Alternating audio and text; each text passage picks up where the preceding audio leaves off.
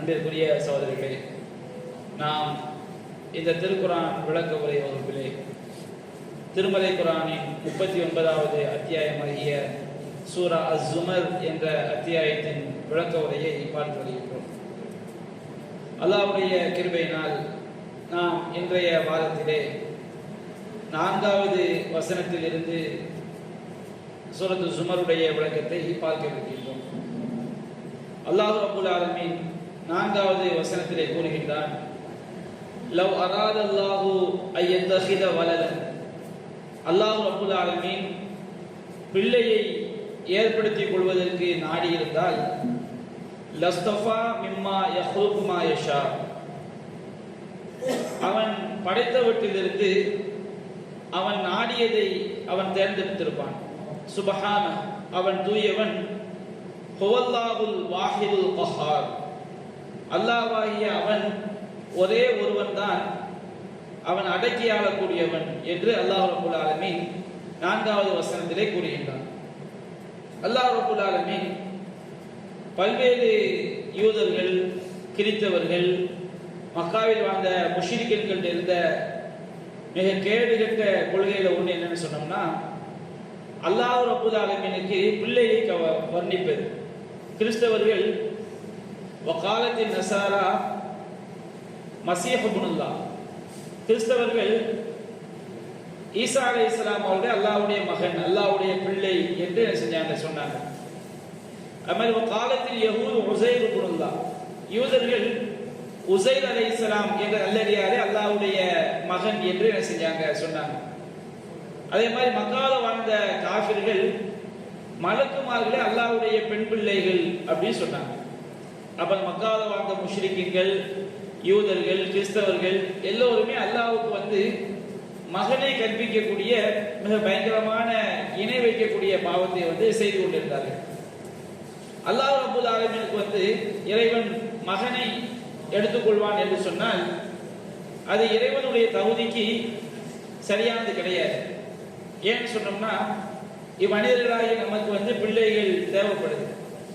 எதற்காக பிள்ளைகள் தேவைப்படுகிறது? ஒருவன் வயோதிக பருவத்தை அடைந்து விட்டால் அவனுக்கு துணை செய்வதற்கு பிள்ளைகள் தேவை. அவன் மரணித்த பிறகு அவனை பற்றி அவனை நினைத்து பார்ப்பதற்கு, அவனை பற்றி பேசுவதற்கு அவனுக்கு பிள்ளைகள் தேவை. அவன் இந்த உலகத்தில் நிறைய சம்பாதித்தான்னு சொன்னால் அவனுடைய சொத்துக்கு வாரிசாவதற்கு பிள்ளைகள் தேவை. ஏன்னா மனிதனுக்கு மரணம் இருக்கிறது, மனிதனுக்கு பலவீனம் இருக்கிறது. மனிதன் அவன் சம்பாதித்தவற்றை எல்லாம் விட்டு விட்டு மரணிக்கக்கூடியவனாக இருக்கிறான். அப்ப அல்லாஹ் ரப்பல் ஆலமீனுக்கு பிள்ளை தேவைன்னு சொன்னோம்னா என்னவாயிரும்? அப்ப அல்லாஹ் ரப்பல் ஆலமீன் மரணிக்கக்கூடியவன் என்கின்ற மரணம் என்கின்ற பலவீனம் அல்லாஹ் இருப்பதா ஆயிரும். ஏன்னா மரணிப்பவனுக்கு பிள்ளை தேவை. அல்லாஹ் ரப்பல் ஆலமீனுக்கு மரணம் என்பதே நிச்சயாது, கிடையாது. அல் ஹய்யுல் கய்யூம், அவன் என்றென்றும் உயிரோடு இருப்பவன், எல்லாவற்றையும் நிர்வாகம் செய்து நிலைத்து நிற்பவன். நம்ம அல்லாஹ் ரப்பல் ஆலமீனுக்கு என்ன கிடையாது? பிள்ளைகள் தேவை கிடையாது. மனிதன் மரணிப்பான், அவனுக்கு பிறகு அவனுடைய சொத்துக்களுக்கு, ஆஸ்திக்கு ஒரு வாரிசு வேணும், அவனுக்கு வயோதிக பருவத்தில் துணை வேண்டும் என்பதற்காக தான் மனிதன் பிள்ளைகளை தேடுகின்றான். அப்ப அல்லாஹ் ரப்பல் ஆலமீனுக்கு மரணம் என்ற பலவீனம் கிடையாது. வானம் பூமி எல்லாம் அல்லாஹ்வுக்கு தான் சொந்தம். அவனுக்கு யாரும் என்ன செய்ய முடியாது. அவன் தான் எக்காலமும் அதற்கு உரிமையாளராக என்ன செய்வான், இருப்பான். அல்லாஹ்வை தவிர வேறு யாரும் என்ன செய்ய முடியாது, எதற்கும் உரிமையாளர்களால் ஆக முடியாது. அப்ப அல்லாஹ் ரப்பல் ஆலமீன் எதற்கு வாரிசு தேவை? ரெண்டாவது என்ன கேட்டோம்னா, ஒருவனுக்குரிய பிள்ளை என்பவன் அவனுடைய ஒரு பாட்டு தான். தகப்பனார் என்பவர் மூலம், பிள்ளை என்பவன் அவனுடைய ஒரு ஜுசு, ஒரு பாட்டு. அப்ப அல்லாஹ்வுக்கு ஒரு பிள்ளை இருக்குன்னு வச்சுக்கிடுவோம். அல்லாஹ்வுக்கு ஒரு குழந்தை இருக்கும் என்று கற்பனை செய்தால் அந்த குழந்தை யாருடைய ஒரு பாட்டா தான் இருக்கும்? அல்லாஹ்வுடைய ஒரு பாட்டா இருக்கும். அப்ப அல்லாஹ் ரப்பல் ஆலமீன் வசனத்தை முடிக்கும் போது ஹுவல்லாஹுல் வாஹித், அல்லாஹ் என்பவன் ஒரே ஒருவன் தான். அதிகாரத்திலையும் சரி, ஆற்றலையும் சரி, பண்புலையும் சரி, எதிலையுமே அல்லாஹ்வுக்கு நிகராக எதுவுமே கிடையாது. அப்ப அல்லாஹ்வுக்கு ஒரு குழந்தை இருக்குன்னு நம்புறா வச்சுக்கோங்க, அல்லாஹ்வுக்கு ஒரு பிள்ளை இருக்குது அப்படின்னு நம்பிட்டோம்னு சொன்னோம்னா அந்த பிள்ளை என்பவன் அல்லாஹ்வுடைய ஒரு பாட்டாக என்ன செஞ்சிருவான், ஆயிரும். சில இந்துக்கள்லாம் நம்புவாங்களா இல்லையா, மாதொரு பாகன் அப்படின்னு ஒரு நாவல் ஒரு ஆள் எழுதினாரு. அது மிகப்பெரிய ஒரு எதிர்ப்பை தான் சந்திச்சு. ஏன்னா ஒரு கடவுளை வணங்குவாங்க, அந்த கடவுள் என்பது ஒரு பெண் ஒரு பகுதி, ஆண் ஒரு பகுதி. இப்படி என்ன செய்வாங்க, கடவுளை வந்து கற்பனை செய்வார்கள். அப்ப அல்லாஹ்வுக்கு என்று ஒரு ஜுஸு இருக்கவா செய்யும். அல்லாஹ்வின் இறைவனுடைய பிள்ளை என்று வந்து விட்டால் இறைவனுடைய ஒரு பகுதியாக ஆகிவிடுவான். அப்ப இறைவன் என்பவர் ஒரே ஒருவன் தான், அவனுக்கு இன்னொரு பகுதி என்ன செய்யாது, கிடையாது. அப்ப இந்த பரேலவிகள் இருக்கிறாங்க பாருங்க, இன்றைய இந்த மௌலிது தரீகா இவர்கள் எல்லாருடைய கொள்கை என்ன? நபிகள் நாயகம் ஸல்லல்லாஹு அலைஹி வஸல்லம் அவர்கள் அல்லாஹ்வுடைய ஒரு பாட்டுங்கிறது. என்ன காரணம் சொன்னா, இந்த பரேலவிகள்கிட்ட உள்ள ஒரு மோசமான ஒரு விஷயம் என்ன சொன்னோம்னா பாத்தினியா அப்படின்பா. பாத்தினியா அப்படின்னு சொன்னோம்னா எந்த ஒன்றையும் என்ன செய்யக்கூடாது, வெளிப்படுத்தக்கூடாது. அவங்களுடைய ஒரு கேடுகட்ட அக்கீதாவில் உள்ளது. நம்ம குரானை படிக்கிறோம், ஹதீஸை படிக்கிறோம். நீங்க படிக்கக்கூடிய குரான், நாம படிக்கக்கூடிய ஹதீஸ் எல்லாமே வெளிப்படையான அர்த்தங்களை கொண்டது. இதற்கு இன்னொரு அர்த்தம் என்ன செய்கிறது இருக்கிறது. இன்னொரு அர்த்தம் என்ன, அது எங்களுக்கு அல்லாஹ்விடமிருந்து என்ன செய்யுது, கஷ்பு மூலமாக எங்களுக்கு வெளிப்படுத்தப்படுகிறது அப்படின்னு சொல்லுவாங்க. கஷ்புனா ஒரு அகப்பார்வை, அல்லாஹ்க்கு அவங்களுக்கு அப்படியே என்ன செய்யலாம், இன்னொரு அர்த்தம் என்ன செய்யப்படுதா, வெளிப்படுத்தப்படுதான். சார் என்னப்பா வெளிப்படுத்தப்படுறது யார்ட்டையும் சொல்ல மாட்டாங்க. யூதர்கள்ட்ட போய் யூதர்களாகவே நடிப்பாங்க, கிறிஸ்தவர்கள்ட்ட போய் கிறிஸ்தவர்களாகவே நடிப்பாங்க, சிலை மணிகள்கிட்ட போய் சிலை மணிகளாகவே நடிப்பாங்க. யார் யார்கிட்ட எப்படி எப்படி நடிக்கணுமோ அப்படி எப்படி நடிப்பாங்க.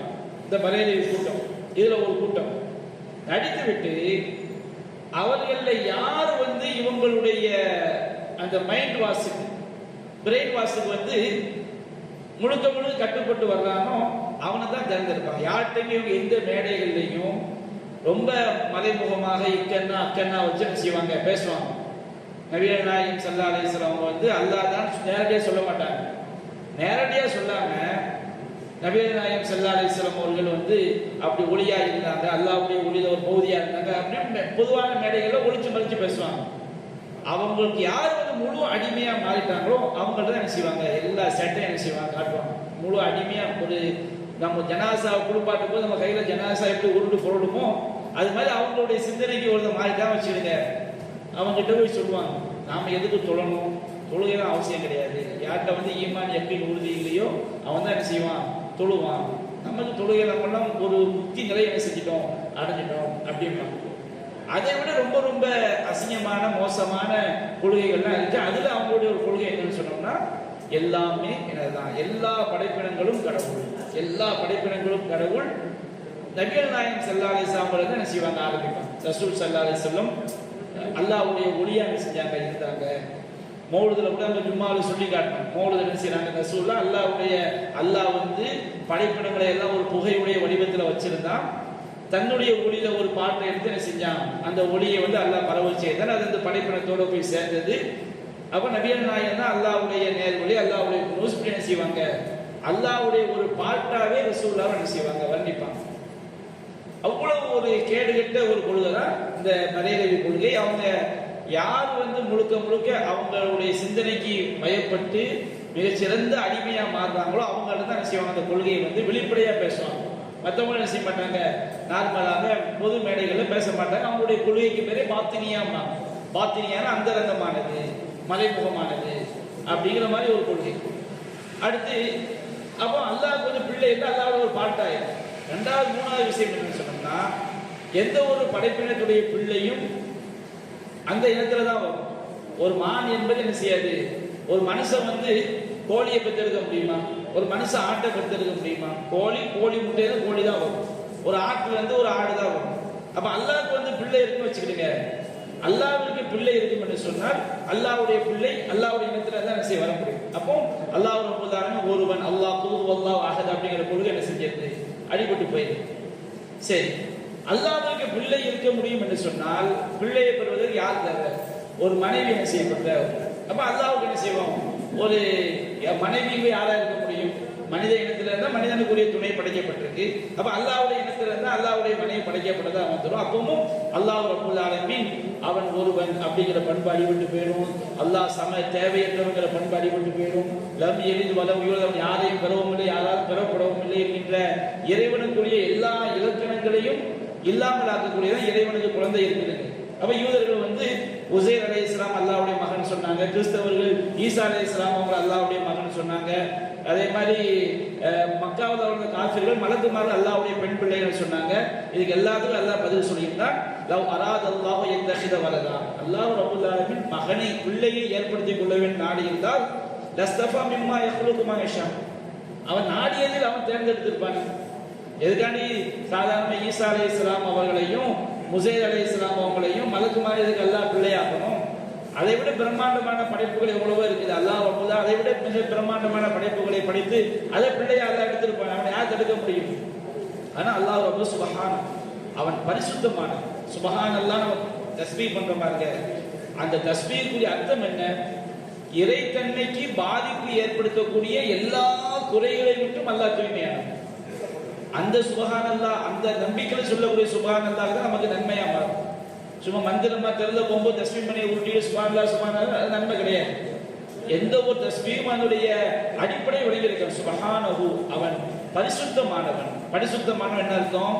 கடவுள் தன்மைக்கு, இறைவன் வணக்கத்திற்குரியவன். அவன் ருபூபியத், அல்லாஹ்வை நம்ம நம்புறோம் சொன்னா 4 அடிப்படை இருக்கும். முதலாவது அடிப்படை அல்லாஹ் இருக்கிறான் அப்படின்னு நம்ம நம்புறோம். அல்லாஹ் ஒருத்தன் இருக்கிறான். இரண்டாவது, அனைத்து உலகங்களையும் படைத்து பரிபாலிக்கக்கூடியவன். அல்லாஹ்வை தவிர உள்ள எல்லா படைப்பினங்களுக்கும் உலகம் சொல்லப்படும். அப்ப எல்லா படைப்பினங்களையும் படைத்து பரிபாலிக்கக்கூடியவன் அல்லாஹ் ஒருவன் மட்டும்தான். ஒரு படைப்பினம் எவ்வளவு காலம் இருக்கணும், அதுக்கு எவ்வளவு ரிஸ்க், அது எப்போ அழியணும், எல்லாவற்றையும் தீர்மானிக்கக்கூடிய ஆற்றல் அல்லாஹ் ஒருவனுக்கு மட்டும்தான். அல்லாஹ் ரப்பு, படைத்து பரிபாலிக்கக்கூடியவன். மூன்றாவது அல்லாஹ்வை நம்ப வேண்டியது அல்லாஹ்வுடைய பண்புகள், பெயர்கள். அல்லாஹ்வுடைய ஆற்றல்களையும் அல்லாஹ்வுடைய பண்புகளையும் கடுகளவு கூட, ஒரு எள் முனை அளவு கூட யாரும் செய்ய முடியாது, நிகராக முடியாது. அல்லாஹ்வுடைய பெயர்களையும் சரி, அல்லாஹ்வுடைய பண்புகளையும் சரி.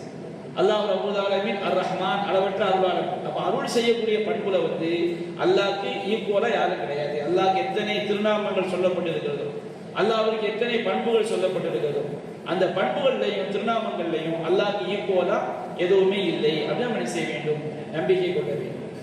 அப்ப அது போன்று இபாதத்துல வணக்கத்திற்கு தகுதியானவன் அல்லாஹ் ஒருவனை தவிர வேறு யாரும் இல்லை. இந்த 4 நம்ம நம்பினா தான், நம்ம சரியாக நம்பினால்தான் நாம் அல்லாஹ்வை பரிசுத்தமானவன் என்று ஏற்றுக்கொண்டோம். மக்கால வாழ்ந்த காஃபிர்கள் வானம் பூமியை படைத்தவன் எல்லாம் அல்லாஹ் தான் ஏற்றுக்கொண்டார்கள். ஏற்றுக்கொண்டு என்ன செஞ்சாங்க? வணக்கத்திற்கு தகுதியானவன் அல்லாஹ் ஒருவன் மட்டும் தான் அப்படின்னு ஏற்றுக்கொள்ளுங்க. சிலைகளை போய் என்ன செஞ்சாங்க? வணங்கினாங்க. சிலைகளுக்கு சஜ்தா பண்ணாங்க, சிலைகளுக்கு நேர்ச்சை பண்ணாங்க, சிலைகளுக்கு அறுத்து பலியிட்டாங்க. அப்போ அவங்க காஃபிர்களா என்ன செஞ்சிட்டாங்க? ஆயிட்டாங்க. அப்ப அல்லாஹ்வுடைய எந்த ஒரு பண்பை மறுத்தாலுமே அது ஷிர்க் தான். நபிகள் நாயகம் ஸல்லல்லாஹு அலைஹி வஸல்லம் ஒரு யூதர் வந்தார். ஒரு யூதர் சொல்லி காட்டுறாரு, அல்லாஹ் ரப்பல் ஆலமீன் தன்னுடைய வஹி இறங்கக்கூடிய காலகட்டத்தில் பல்வேறு நிகழ்வுகளை ஏற்படுத்தி மார்க்கத்தை அல்லாஹ் என்ன செய்வான்? கற்றுத் தருவான். நபிகள் நாயகம் ஸல்லல்லாஹு அலைஹி வஸல்லம் அவங்களுக்கு சஹாபாக்களுடைய கனவுல சில விஷயங்களை காட்டி அல்லாஹ் என்ன செய்வான்? நபிகள் நாயகத்தின் மூலமாக அது மார்க்க சட்டமாக ஆக்கப்படும். அதே போன்று சில விஷயங்களை அல்லாஹ் ரப்பல் ஆலமீன் ஷைத்தானை அனுப்பி கூட என்ன செஞ்சிருக்கிறான்? சில விஷயங்களை சில விஷயத்துடைய சிறப்பு அல்லாஹ் புரிய வைத்திருக்கிறான். ஆயத்துல் குர்சியுடைய சிறப்பு ஷைத்தானை இறைவன் அனுப்பி என்ன செய்திருக்கிறான்? ஆயத்துல் குர்சியுடைய சிறப்பு அல்லாஹ் நமக்கு முக்கியத்துவத்தை நாம் புரியக்கூடிய அளவுக்கு ஆகிருக்கு. அதே போன்று சில நேரங்களில் ஒரு யூதர் நபிகள் நாயகம் வர்றாரு. நிஅமல் கௌம அன்தும் லௌலா அன்னகும் துன்திதுன், நீங்க அல்லாஹ்க்கு இணை வைக்காம இருந்தா நீங்க என்ன சிறந்த சமுதாயம். அவன் நபிகள் நாயகம் ஷிர்க் வச்சாலும் வணங்கிடக்கூடாது. சில சஹாபாக்கள் அறியாம சில வார்த்தைகளை பயன்படுத்தி கொண்டிருந்தார். மாஷா அல்லாஹ் வஷத, அல்லாஹ் நாடியது நீங்கள் நாடியது நடந்தது ரசூலா பார்த்து என்ன செய்வாங்க? சொல்லுவாங்க. நாட்டத்தில் மனித நாட்டமும் இறைவனுடைய நாட்டமும் என்ன செய்ய முடியாது? சமமாக முடியாது. அல்லாஹ் ரப்பல் ஆலமீன் நம்மை படைப்பதற்கு முன்பாகவே எல்லாவற்றையும் நாடி விட்டான். அல்லாஹ் வமா தஷாவுன இல்லா ஐஷா அல்லாஹ், அல்லாஹ் நாடாமல் நாம் என்ன செய்ய முடியாது? எதையுமே நாட முடியாது. இப்ப நாம் நினைக்கிறோம் சொன்னோம்னா, நாம் இதை நினைக்க வேண்டும் என்று அல்லாஹ் நமக்கு அவன் வானம் பூமியை படைப்பதற்கு முன்பாக அல்லாஹ் பேனாவை படிச்சான் பாருங்க. அப்பவே எல்லா விதியும் அதை செய்து விட்டது, எழுதி விட்டது. அப்ப நாம் என்ன செய்கிறோம், நாம் என்ன நினைப்போம், நாம் என்ன நடப்போம் என்பது எல்லாவற்றையும் அல்லாஹ் செய்து விட்டான், விதித்து விட்டான். அப்ப அல்லாஹ்வுடைய நாட்டம் நம்முடைய நாட்டமும் சமமாக செய்து ஆக முடியாது. அப்ப அந்த யூதர் நபியா நாயகம் சொல்லும் போது, உங்க மக்கள் சிலர் இப்படி செய்றாங்க சொல்றாங்களே அப்படின்னு சொன்ன உடனே நபியா நாயகம் செய்றாங்க, அவர் சொல்றது சரிதான், நம்ம யாரும் செய்யக்கூடாது. மாஷா அல்லாஹ் சும்மா ஷிர்க, அல்லாஹ் நாடியே நடந்தது, பிறகு நீங்கள் நாடியே நடந்தது. அப்ப நாட்டத்துல கூட நாட்டம் என்பது அல்லாஹ்வுடைய ஒரு பண்பு. அந்த பண்புல கூட என்ன செஞ்சிடக்கூடாது, யாரையும் நம்ம ஈக்குவல் ஆகிட்டோம் வச்சுக்கிடுங்க, அல்லாஹ் இணை வைக்கிற மக்களாயிரும். வல்காபான்னு சத்தியம் பண்ணாங்க. நபி அந்த யூதர் சொன்னாரு, நீங்க சிறந்த சமுதாயம் தான், ஆனா நீங்க என்ன செய்றீங்க, வல்காபான்னு சத்தியம் பண்றீங்க. சத்தியம்னா என்ன? எந்த உண்மையை அல்லாஹ்வை தவிர எந்த படைப்பிடமும் அறியாது, அதுக்கு தான் சத்தியம். ஆதாரங்களை சத்தியம் பண்ணணும். ஆதாரமே இல்லைங்கும் போது சத்தியம் தேவைப்படும். அப்ப அல்லாஹ்வே சத்தியமாக, அப்ப வல்காபான்னு சத்தியம் பண்ணும்போது அது என்ன வந்துருது, காபாவை அல்லாஹ்க்கு ஈக்குவல் ஆக்கிடும்.